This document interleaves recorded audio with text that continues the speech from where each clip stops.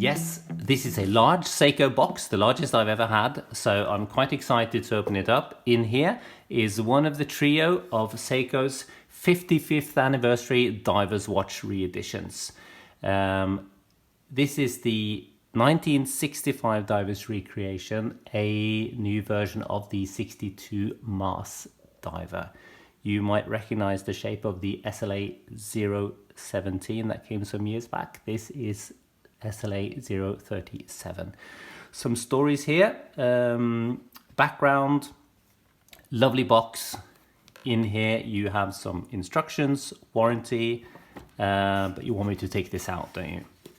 This is the brand new SLA037 from Seiko. Let's go and have a closer look at it. And the SLA037 is ready for its close-up.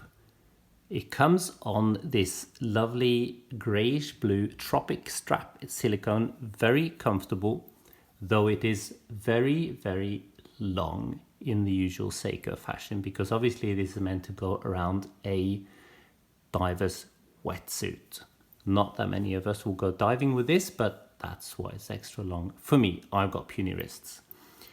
Let's run through the specs. This has got a 39.9mm case, a short lug-to-lug, and it's got a lighter steel finish.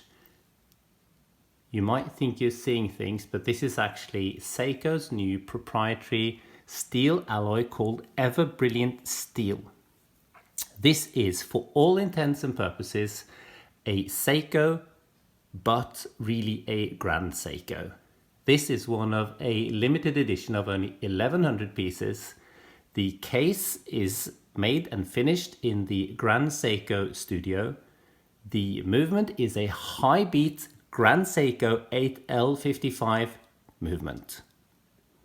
So you need to reset your perceptions of what a Seiko is really like. The best thing to do is actually to view this along some of the other diving watches that we know from the era with a similar case type, and what for me falls closest to mind is a 50 fathoms from Blancpain. You might think this is reaching a bit, but you cannot compare this to a normal Seiko. The finishing is unbelievable on everything from the lug corners to the applied indices on the dial. So you really need to reset your brain. If you're used to Seiko Monsters, Seiko SKXs, Seiko Sumos, some of these I've got in my collection, but this is, once you've handled this, you realize this is something completely different.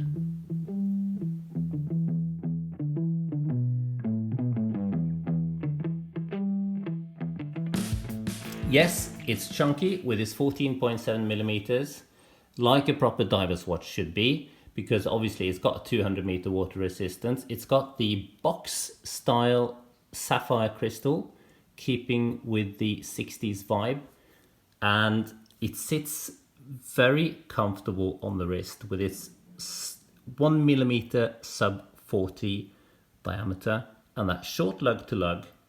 The tropic strap is very comfortable. The buckle follows the shape of the strap really well. You can see that for me the strap is slightly long, but that's because I have fairly puny wrists. So now there I've said it. So let's just do a quick summary and run through the specs again. By 1mm, it's a sub 40mm case. The Ever Brilliant Steel Seiko's new alloy is lustrous. It's slightly lighter than normal stainless steel 316. The case is hand finished at the Grand Seiko studio. The movement is a automatic hacking date 8L55 Grand Seiko high beat movement. Perfect recreation of the 62 Mars, preceded by the SLA017 of some years ago. Applied indices, sunburst blue dial, which marks the trio of the 55th anniversary boxes. Lumibright Lantern Super Bright Seiko Zone Lume, 100% in-house, box-shaped crystal, finishing off the package to give you a chunky 14.7mm height on this perfect 60s diver. Yes, I will still compare this to a 50 fathoms because I think Seiko has really knocked the ball out of the park with this one. I can do this for hours. It will be very difficult to put it back in the box and hand it back.